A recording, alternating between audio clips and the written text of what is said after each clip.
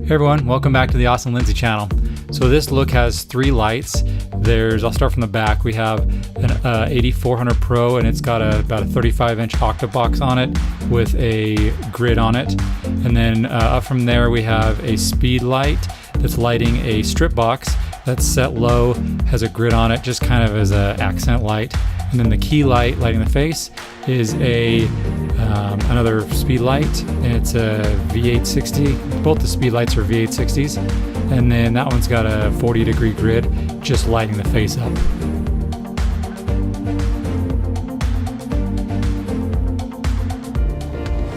This next light setup is very simple. It's just 2 lights.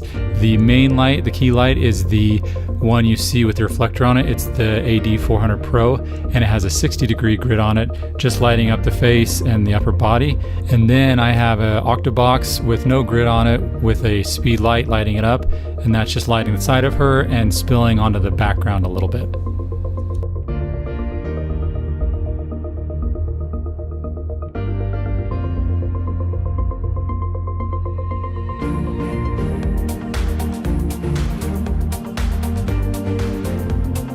Then with the same outfit, we changed up the lighting setup a little bit. I moved the OCTABOX onto the AD400 Pro, used that as the key light, moved it a little bit closer, and then I just moved the speed light over to the wall that had the OCTABOX on it, and that's giving me some texture a little bit on the wall.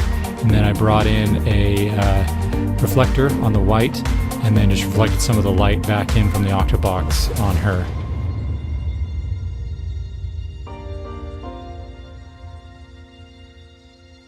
And for this last outfit, we just kept the same light setup.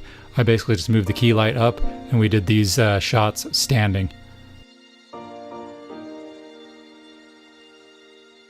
Hopefully you guys enjoyed this quick little video of a few simple light setups.